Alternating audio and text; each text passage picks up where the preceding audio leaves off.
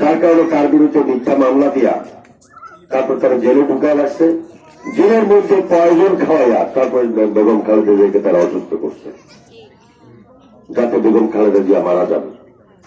আল্লাহ রাব্বুল আলামিন তো মালিক নাকি? উনি যদি কাউকে বাঁচায় রাখেন, কেউ কাউকে মারতে পারে? বেগম খালেদা জিয়া অসুস্থ হয়েছেন, কিন্তু আল্লাহ তাকে বাঁচিয়ে রেখেছেন। আপনাদের দোয়া ছিল, ভালোবাসা ছিল। আমাদের নেতা জনাব তারেক রহমান সাহেব, তিনি বেগম খালেদা জিয়ার সুযোগ্য সন্তান। আগামী দিনে আমরা যাকে নিয়ে স্বপ্ন দেখি, তিনি সামরিক সরকারের নির্যাতনে আঘাত নিয়ে চিকিৎসা করতে গিয়েছিলেন লন্ডনে। সেখান থেকে তিনি যাতে বাংলাদেশে আর কখনো না আসতে পারেন, সেই কারণে তার বিরুদ্ধে অন্তত প্রায় 21টা মামলা দেওয়া হয়েছে।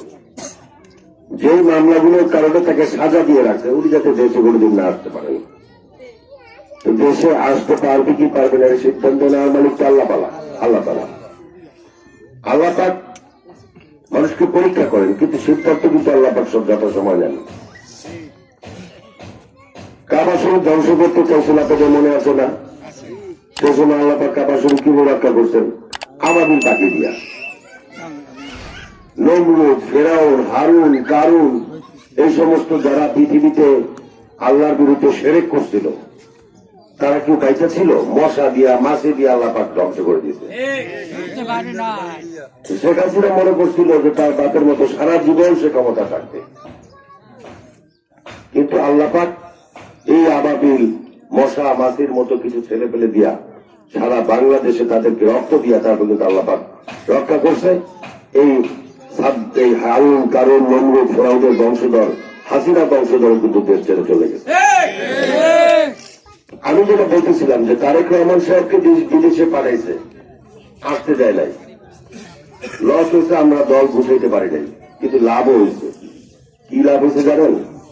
এই যে আপনারা মুরব্বীরা বসে আছেন, একজন অসুস্থ হয়ে গেলে আপনারা হাসপাতালে যান না?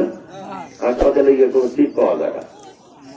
এরে ধরে, অরে ধরে, তুমি একটু দেখো, অমুক একটু ধরে, এই ভাই একটু করে দেন, 100 টাকা দেন, 100 টাকা দিয়া ঘুষ দিয়া তারপরে ডাক্তারের ব্যবস্থা করে।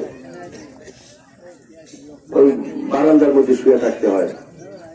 একজন রোগী সে হাসপাতালে যাবে, আমাদের বরিশাল মেডিকেলের যে অবস্থা, ওইখানে যাওয়ার পরে তো একটা ভালো মানুষগুলো অসুস্থ হয়ে যায়।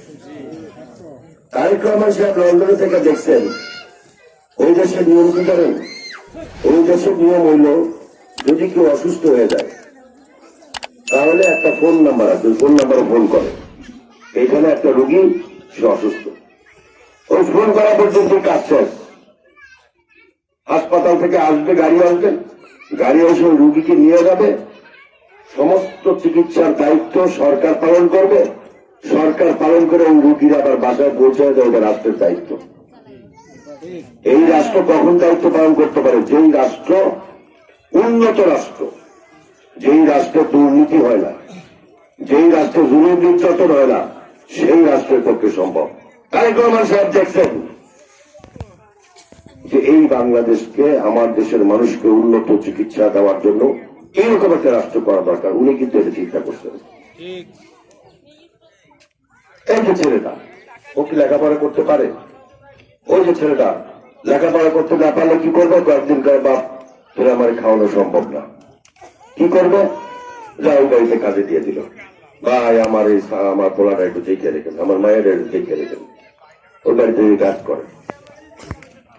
এই পোলাটা না পারলে একটা গ্যারেজে দিয়ে, নাহলে কয়দিন পরে একটা ভ্যান গাড়ি দিয়ে দেয়, তুই চালায় তোরটা তুই খা।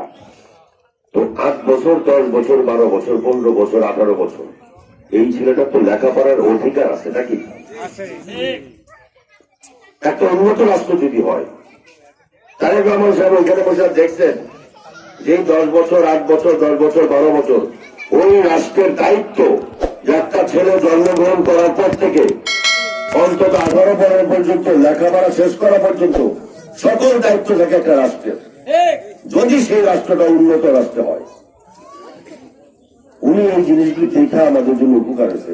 উনি চিন্তা করছে এইরকম একটা বাংলাদেশ আমাদের গঠন করতে হবে, যেই বাংলাদেশে 50 বছর, 60 বছর পরে একটা মুরব্বী মানুষ তার যাতে কাজ করতে না হয়, তার বাড়িতে পয়সা বেকার ভাতা দেওয়া হবে, যেই যুবকরা কাজ পায় না সেই যুবক থেকে বেকার যুবক ভাতা দেওয়া হবে, আর যুবকদের কাজ কাজ পারিয়ে দেওয়ার দায়িত্ব হচ্ছে রাষ্ট্রের।